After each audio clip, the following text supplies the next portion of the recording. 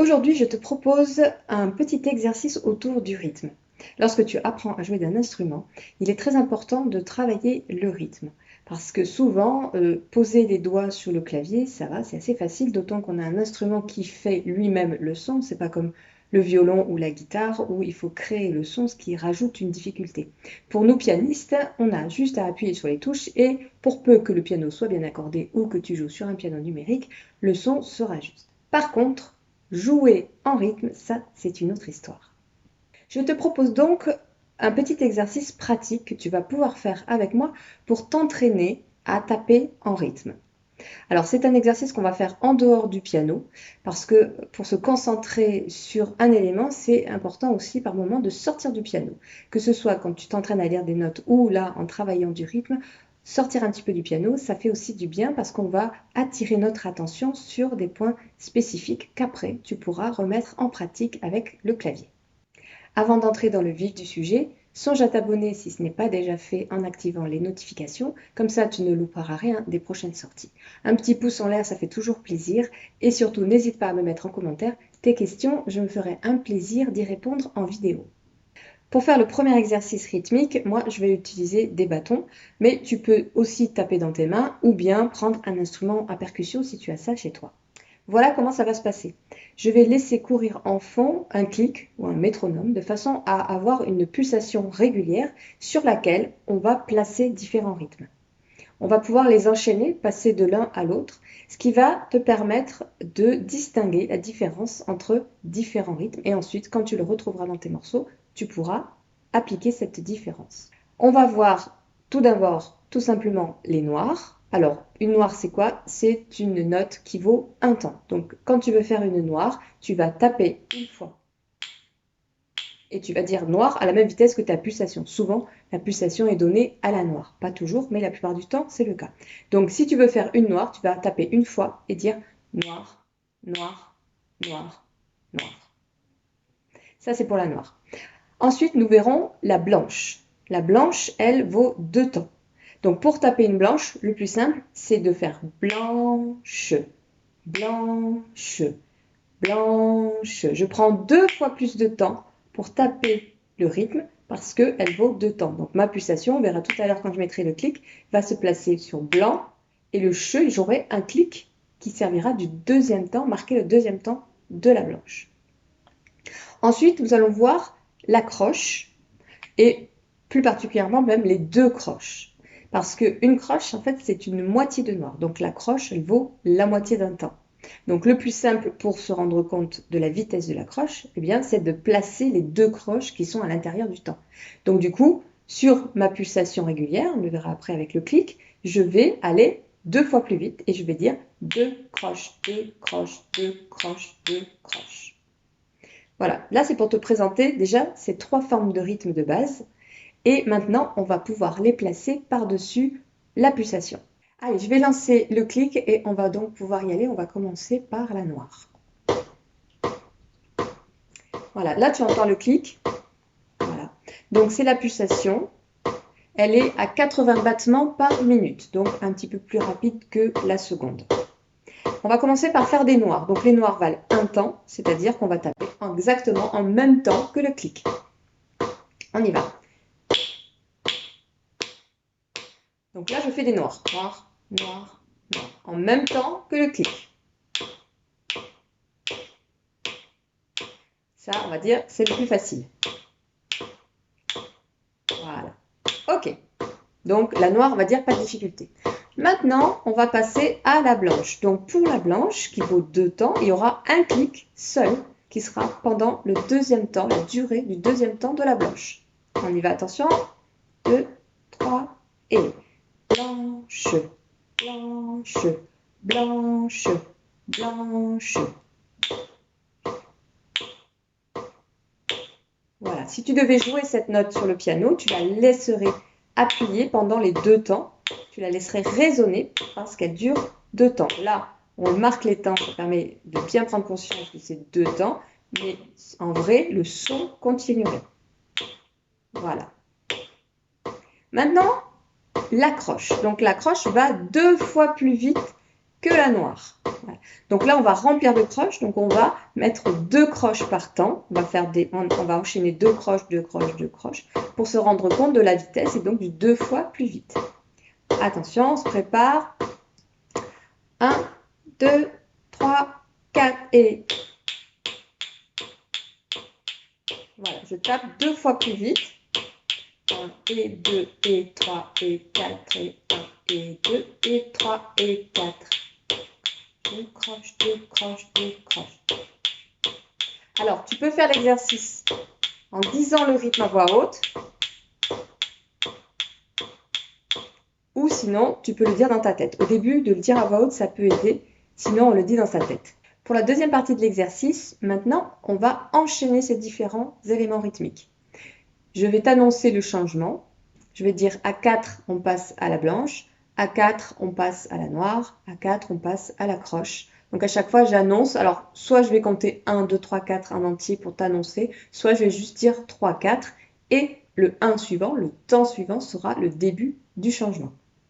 Donc là, l'idée, c'est, à l'intérieur d'une pulsation régulière, d'anticiper le changement, de pouvoir se dire, ok, là je ralentis, là je me place sur la pulsation, là je vais 2 fois plus vite ou 2 fois moins vite que la pulsation. Tu peux soit dire à voix haute les rythmes, c'est une très bonne façon pour en prendre conscience. Quand tu tapes des noirs, quand tu tapes des blanches ou les croches, tu peux le dire à voix haute. Ou tu peux ne rien dire et le dire dans ta tête. Vraiment, ça peut être 2 étapes différentes, il n'y a pas de souci. De toute manière, dès lors que tu as un peu de mal, eh bien, il vaut mieux le dire à voix haute. Et après, quand tu te sens plus à l'aise, tu vas le dire dans ta tête. Et après, tu vas plus que le ressentir. Tu n'auras plus besoin ni de le penser, ni de le dire. Ça sera naturel. Tu sentiras ton rythme posé sur la pulsation. Allez, c'est parti. Je relance le clic et on y va. Alors, on va commencer avec des noirs. À 4, on part à la noire. Attention. 1, 2, 3, 4.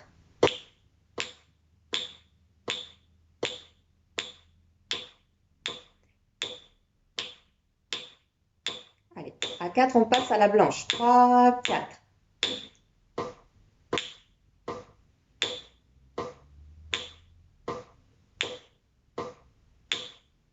À 4, on revient à la noire. 2, 3, 4. Et noir.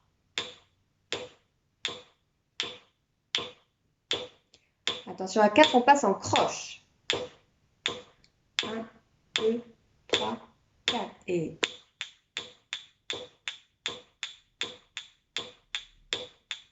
à 4, on passe à la blanche.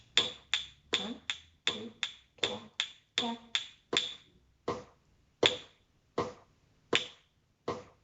À 4 à la noire. 1, 2, 3, 4. Et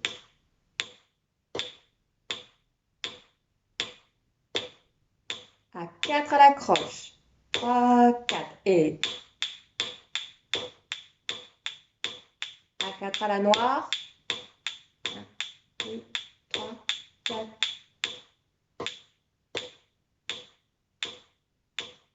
Et à 4, on s'arrête. Voilà un petit exercice sympa à faire pour passer d'un rythme à un autre. N'hésite pas à le refaire plusieurs fois si tu as du mal au changement parce que c'est aussi s'entraîner à anticiper. En musique, il est très important d'apprendre à anticiper. C'est vraiment un mode de fonctionnement.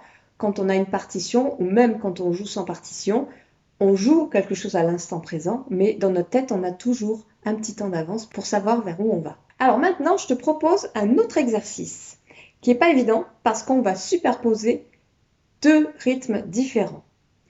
Alors là, on ne va pas prendre un clic, c'est moi qui vais donner le rythme. On va avoir 2 sortes de rythmes. On va taper des noirs, mais on va les accentuer différemment. C'est-à-dire qu'on va faire un peu comme 2 groupes. Premier groupe va taper 4 temps en accentuant le premier. Donc on va faire 2, 3, 4, 2, 3, 4, 2, 3, 4, 2, 3, 4. On continue.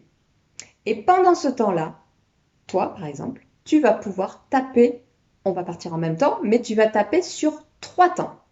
Donc, toujours on accentue le premier, donc ça va faire 1, 2, 3, 1, 2, 3, 1, 2, 3, 1, 2, 3. Il forcément, si moi je tape en 4 et toi en 3, ça va se décaler et c'est là où ça devient rigolo parce qu'il faut rester bien concentré sur ce qu'on fait. Donc, tu peux compter à voix haute. Je donne le départ. Donc là, moi je compte à 4, tu comptes à 3. Je donne le départ. Le 1, c'est le même pour nous deux. Par contre, toi, forcément, tes 1 vont se décaler. Il va falloir que tu fasses 4 boucles pour qu'on revienne ensemble sur le 1, forcément au bout de 12 temps. Allez, on essaie comme ça déjà et après, on va changer. Je ferai 3 temps et tu feras 4. Attention, c'est parti. Je compte jusqu'à 4 et toi, tu vas partir mais compter après que jusqu'à 3. 1, 2, 3, 4.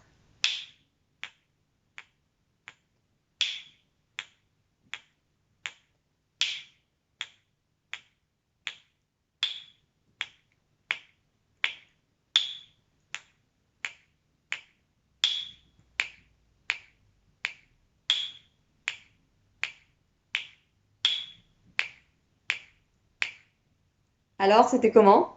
Bon, si t'as pas réussi du premier coup, c'est pas grave, hein. Tu peux le refaire, hein. Mais c'est rigolo. Cet exercice est intéressant parce que il nous oblige à rester concentrés sur notre compte, mais petit à petit, on va s'entraîner aussi à écouter l'addition des deux. Qu'est-ce qui se passe quand on va superposer ces deux rythmes qui ont des accents différents? Ça va créer un petit contre-champ rythmique qui est assez sympa et on va retomber ensemble donc au bout des 12 temps. Donc, n'hésite pas à refaire, hein. D'ailleurs, je te mets en description le détail des exercices, comme ça tu peux cliquer directement l'endroit qui t'intéresse. Et tu peux donc faire le petit exercice jusqu'à ce que tu te sentes à l'aise. Le but du jeu, c'est d'arriver à le faire sans plus avoir à compter, c'est-à-dire qu'on ressent le rythme, on entend l'autre qui tape différemment, mais ça ne nous perturbe plus au bout d'un moment. Voilà, donc ça, c'est un bon exercice parce que ça nous fait travailler l'indépendance. Et l'indépendance, quand on joue du piano, c'est très important parce que les deux mains font très souvent des choses différentes, que ce soit en termes de notes, en termes de rythme, en termes de nuances aussi, en termes d'attaque. Voilà, on apprend vraiment à être très indépendant entre nos deux mains. Donc cet exercice rythmique est déjà une première approche de l'indépendance. Alors maintenant, on fait la même chose pour le fun, inversé, c'est-à-dire on part en même temps sur le temps 1. Toi, tu comptes à 4, donc tu accentues tous tes numéros 1, et moi, je compte seulement à 3. Allez, on essaie ça?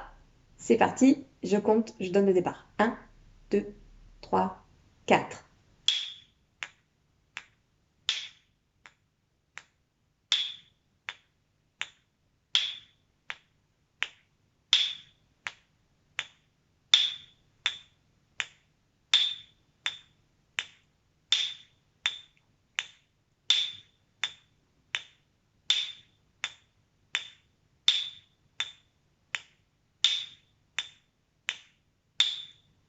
Et voilà.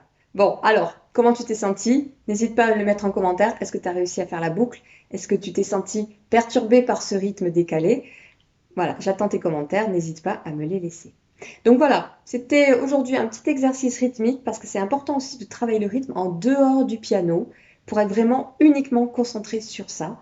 Et tu vas voir qu'après, quand tu vas rencontrer ces rythmes dans les partitions ou même à l'oreille, tu vas mieux les reconnaître et savoir donc mieux les placer dans le temps.